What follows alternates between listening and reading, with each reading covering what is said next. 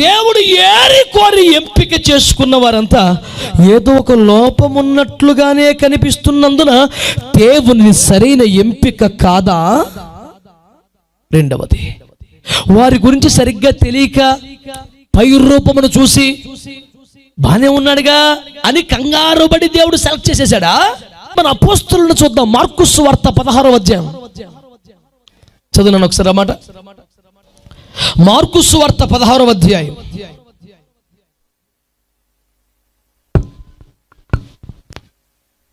11వ వాక్యం చదవండి. ఆయనతో ఉండిన వారు దుఃఖపడి ఏడ్చుచుండగా ఆమె వెళ్ళి ఆ సంగతి వారికి తెలియజేసెను గాని ఆయన బ్రతికి ఉన్నాడనియు ఆమెకు కనబడిననియు వారు విని, ఆ వారు ఎవరు? 12 మంది అపోస్తలులు. ఈ మరియమ్మ పోయి యేసయ్య తిరిగి లేచాడు, నాకు కనబడ్డాడు, కన్నులారా పునరుత్థానాన్ని చూచానని చెబితే ఈ అపోస్తలులు ఇంట్లో కూర్చొని 11 మంది ఆయన లేచి ఉన్నాడనియు బ్రతికి ఉన్నాడనియు నాకు కనబడిని చెప్పిన మాటను వారు విని నమ్మకపోయిరి. చెప్పండి, విని వారు నమ్మకపోయిరి. ఇప్పుడు యేసయ్య పునరుత్థానుడు అయ్యాడని నమ్మని వారు ఎవరు? 12 మంది అపోస్తలులు. 13వ వచనం చదువు. వారు వెళ్ళి తక్కిన వారికి ఆ సంగతి తెలియజేసిరి గాని వారు వీరి మాటనైనను నమ్మకపోయి. మళ్ళీ చెబితే కూడా మళ్ళీ నమ్మలేదంట. వాళ్ళు కూడా ఎవరో ఈ బ్యాచ్యే. మళ్ళీ 14వ వచనం చదవండి. పిమ్మట 11 మంది శిష్యులు భోజనమునకు కూర్చున్నప్పుడు ఆయన వారికి ప్రత్యక్షమై తాను లేచిన తర్వాత తన్ను చూచిన వారి మాట నమ్మనందున వారి అపనమ్మిక నిమిత్తమును హృదయ కాఠిన్యము నిమిత్తమును వారిని గద్దించెను. చెప్పండి ఒకసారి. 11వ వచనం, 13వ వచనం, 14వ వచనం, వరుసగా 3 వచనాలు చూస్తే నమ్మకపోయిరి, నమ్మకపోయిరి, నమ్మకపోయిరి. తాను పునరుత్థానుడైనట్లు ఎంత చెప్పినా నమ్మలేకపోతున్నారంట. ఎవరు వీరు? దారిని పోయేవారా? సభలకొచ్చి కూర్చున్నవారా? ఏదో కష్టమో రోగమో వస్తే ప్రార్థన చేయించుకుంటే కొబ్బరి నూనె చేసా పట్టుకొచ్చిన వాళ్ళ కాదు. సర్వసంగ పరిత్యాగం చేసి అన్నింటినీ వదిలిపెట్టి ఫుల్ టైం మినిస్టర్కి వచ్చేసిన వాళ్ళు. ఇల్లు ఆస్తి పాస్తుల వృత్తులు కాదు, భార్య బిడ్డలు సహా తృణప్రాయంగా ఎంచుకొని వదిలేసుకొని వచ్చిన వాళ్ళట. పునరుత్థానాన్ని నమ్మటం లేదు, చూసి వచ్చిన వాళ్ళు సాక్ష్యం నమ్మటం లేదు. అప్పుడు యేసు ఏమన్నాడు? 15వ వచనంలో, మిమ్మల్ని నమ్ముకున్నాను చూడు, నాది రాబుద్ధి తక్కువ, చిచ్చి మేమే రాసి పెట్టుకున్నాను చూడు, అంతకన్నా పొరపాటు లేదురా. ఈ రాళ్ళ నుండి సంతానం పుట్టించగల నేను, శూన్యములో సమస్తమును చేయగలిగిన నేను అద్భుతమైన పరిశుద్ధ సంతతిని లేపుకుంటాను, పండరా మీరు అంటే కరెక్ట్ అసలు. కానీ ఏమన్నాడు తెలుసా? 15వ వాక్యం, మరియు మీరు సర్వలోకమునకు వెళ్ళి సర్వ సృష్టికి సువార్తను ప్రకటించండి. ఒకసారి చప్పట్లు కొట్టి స్తోత్రం చెప్పండి గట్టిగా, కొట్టాలి గట్టిగా. హల్లెలూయా. నా మాట మీకు అర్థమైందంటారా? నమ్మకపోయిరి, నమ్మకపోయిరి, నమ్మకపోయిరి అనే కేటగిరీని పట్టుకొని ప్రభు అంటాడు, ఎంత విశ్వాసులను, ఎంత అపనమ్మకస్తులను సేవ గుంపితే వీళ్ళేం చేస్తారు? చిచ్చి వేస్టిల్లు అని వదిలేయాలి. నేనైతే ఖచ్చితంగా పని చేస్తాను, ఖచ్చితంగా అదే పని చేస్తాను. ఇప్పుడు అయ్యగారు నన్ను పురమాయించి, పాస్టర్ గారు ఈ మొత్తం బ్యాచ్ నుంచి ఒక 12 మందిని మీరు సెలెక్ట్ చేసి పంపించమని నాకు ఇచ్చాను డ్యూటీ. టపా టపా, హలో నువ్వులే అని 10 మందిని 12 మందిని ర్యాండమ్గా సెలెక్ట్ చేసేసి వాళ్ళు కొన్ని విషయాలు నేర్పించి కొంత తరఫీదు ఇచ్చిన తర్వాత పెట్టిన ప్రతి పరీక్షలోనూ అడ్డగోలుగా ఫెయిల్ అయిపోయారు అనుకోండి, నేను అలా సెలెక్ట్ చేస్తాను. ఇక తండ్రి క్షమించు, ఒక్కడనూ యోగ్యుడు లేడు, నన్ను మన్నించమని దండం పెట్టిపోవటం ఏముండదు. అంతే నమ్మకంతో తండ్రి యేసుక్రీస్తుని భూమి మీద పంపించాడు. స్తోత్రం చెప్పండి, చెప్పండి గట్టిగా. ఈయన అన్ని రాత్రంతా ప్రార్థన చేశాడు 12 మంది కోసం, అవునా కదా? 12 గంటలు సాయంత్రం 6 నుంచి ఉదయం 6 దాకా చేశాడు. 12 గంటలు ప్రార్థన చేశాడు. 12 గంటలు ప్రార్థన చేసి వచ్చి 12 మందిని సెలెక్ట్ చేశారు. ఈ 12 మందిని సెలెక్ట్ చేస్తే అందులో ఒకరు నమ్మట్లేదు. తిన్నగా ఇన్ని బోధలు విని సచివాలను బతికిస్తే కల్లారా చూసి, బేభత్సమైన ఆశ్చర్యకారాలు చూసి తిరిగి పునరుత్థానుడై వచ్చిన తర్వాత కూడా వారు నమ్మలేకపోయిరి. Hopeless fellows, get lost. అట్టి గాడిద మోసింది కదరా ఊరంతా నన్ను, అట్టి జంతువులకు కృపనిచ్చిన చాలును, మీరు వ్యర్థులు అని వదిలేయాలి అసలు బ్యాచ్ని. కానీ ప్రభు అంటాడు, మీకు నమ్మకం కుదరలేదా?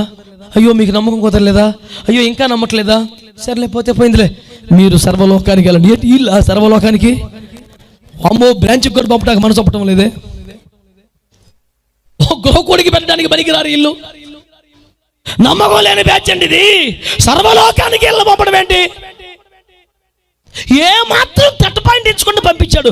ఇప్పుడు కూడా అనిపిస్తుంది మనకి ఇది సరైన ఎంపిక కాదేమో ప్రభువా, నువ్వు ఇళ్ళనే పంపాలనుకున్నావా, కరెక్ట్గా ఇల్లేనా, వీళ్ళు ముందుగా ఎరిగేవా, నువ్వు కన్ఫర్మేనా, ఇది ఫైనల్ లిస్టా ఫస్ట్ లిస్టా, వీళ్ళేనా కన్ఫర్మ్గా, వీళ్ళేరా కరెక్ట్గా వెళ్ళండి మీరు వెళ్ళండి అంటాడు. 15వ వచనంలో పంపించేశాడు వాళ్ళని. 17వ వచనం 20 వచ్చేసరికి ఓరట వెంటనే జరుగుతూ వచ్చిన సూచికలు బట్టి వాక్యం స్థిరపడిపో. వీళ్ళు అప్పుడే సూచికలు చేసేస్తున్నారు, స్తోత్రం చెప్పరే. రోగులు స్వస్థపరిచేస్తారు, దయ్యాలు వెళ్ళిపోతున్నాయి, స్తోత్రం చెప్పండి. కొత్త భాషలు మాట్లాడుతున్నారు, స్తోత్రం చెప్పండి. ఇప్పుడు మీరు శ్రద్ధగా ఆలకించండి బిడ్డలారా. ఒక్క సంగతిని పట్టించుకోండి, ఈ అపోస్తలులు 11 మంది అద్భుతంగా వాడబడ్డారో లేదు మీరు చెప్పండి. నా ప్రశ్నకు జవాబేది? అద్భుతంగా వాడబడ్డారా లేదా? భూలోకమును తల్లకిందులు చేయగలిగారా లేదా? ప్రభు కొరకు హత్సాక్షులు అయిపోయారా లేదా? అద్భుతమైన ప్రత్యక్షలతో నేటికి సంఘాన్ని కట్టగలిగినంత విశేషమైన కృప పొందారా లేదా? వాళ్ళు గట్టిగా స్తోత్రం చెప్పండి ఒకసారి. వారి పరిచయలో సూచకలు జరిగినాయి లేదా? మహత్కార్యాలు జరిగినాయి లేదా?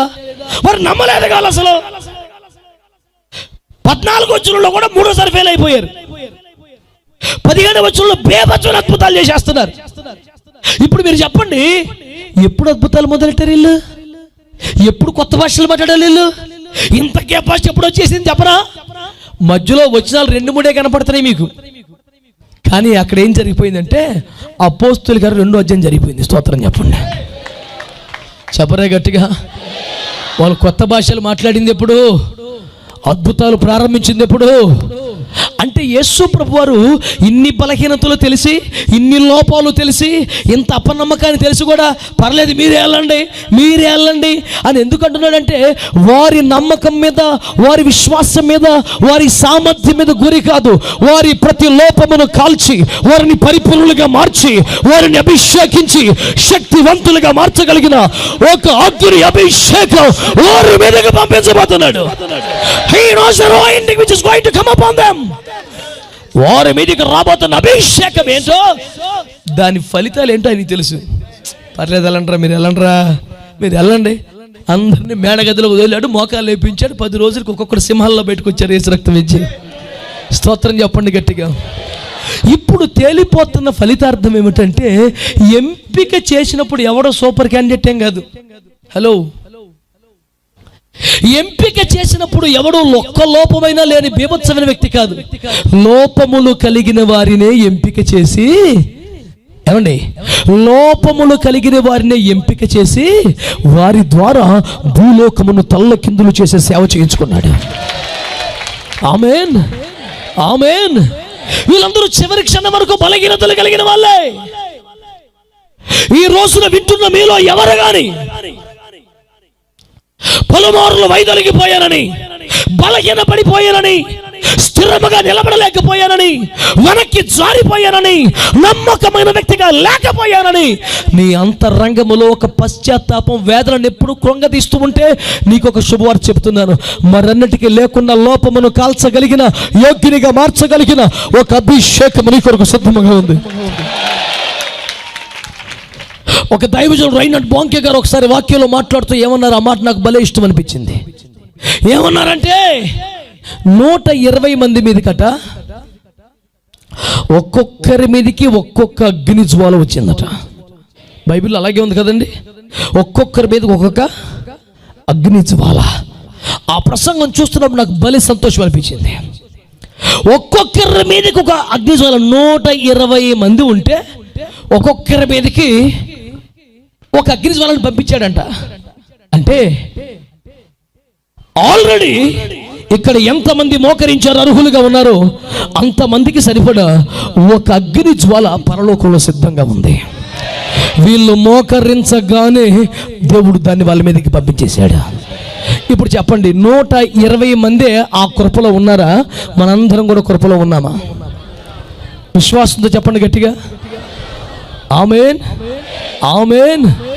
ఇప్పుడు మనందరి లోపములు కూడా కాల్చగలిగిన శక్తి అగ్నిజ్వాలకు ఉందా లేదా? చెప్పాలి గట్టిగా. పుట్టుకతోనే దుందుడుకు స్వభావం ఒకడికి ఉంది, పుట్టుకతోనే అనుమానపు జబ్బు ఇంకొకడికి ఉంది, పుట్టుకతోనే సాధ్యాలు బేరీజ్ వేసి క్యాలిక్యులేటర్ పట్టుకొని ఎందుకు వచ్చిన రిస్క్ సార్, వద్దులండి మనం సేఫ్ జోన్లో ఉండాలి అని ఒకడు అందులో. ఈ 12 మందిలో ఒక్కొక్కరు ఒక డిపార్ట్మెంట్, ఒక్కొక్కడు ఒక క్వాలిటీ. అయితే వాడి లోపములు అన్నీ ఒకే రకం లోపం కాదు, కానీ వాళ్ళందరి మీదకి వచ్చిన అగ్ని మాత్రం ఒక రకం అగ్ని. కానీ ఒక రకం అగ్ని ఏ రకం లోపమైనా కాల్చేసింది, అందరిని ఒక రకానికి లాక్కొచ్చింది. ఇప్పుడు ఆ కృపలో మనం ఉన్నామా లేదా? చెప్పాలి గట్టిగా మీరందరూ. నీ కొరకు ఒక అగ్ని జ్వాల సిద్ధముగా ఉంది. స్తోత్రం చెప్పండి. నీవు పుట్టక ముందే జగత్తు పునాది వేయబడి క్రితమే ఒక అగ్ని జ్వాల నీ పేరు మీద దేవుడు సిద్ధపరిచి పక్కన పెట్టాడు. నీవు కానీ మోకాళ్ళ మీద రాగలిగితే, విశ్వసించగలిగితే, ప్రభువుకు అప్పగించుకోగలిగితే, నువ్వు ఉపవసించగలిగితే, ప్రార్థించగలిగితే, అప్పగించగలిగితే, ఇప్పుడే నీ కొరకు సిద్ధపరచబడి అగ్ని జ్వాల నీ తల మీదకి దిగి రాగా అది ఏ లోపమైనా కాలిపోయి నీవు సహజంగా ఉన్నట్టుగా కాక ఆయన కోరుకున్నట్టుగా మారిపోతావు. ఈ కెపాసిటీ నీ మీదకి పంపించే అగ్ని కొందని ఆయనకి తెలుసు కనుక ఇన్ని పరీక్షలు వరుసగా ఫెయిల్ అయినా అన్ని పంపుతున్నాడు. మళ్ళీ పర్లేదు వెళ్ళవయా ప్రభా, నువ్వు ఎవరిని పంపుదు అని పంపాయా, నిన్నే పంపుతాను వెళ్ళు. కాదు అంత చాలా పెద్ద పని కదా, కొంచెం మంచి, నువ్వు వెళ్ళవయా పర్లేదు వెళ్ళు. నా మీద ఎంత నమ్మకం ఏంటయ్యా? నమ్మకం నీ మీద కాదు, నెత్తి మీదకి పంపించే అగ్ని మీద. మరి నా మీద ఏంటయ్యా? కొలవటానికి వీల్లేని అద్భుతమైన ప్రేమ.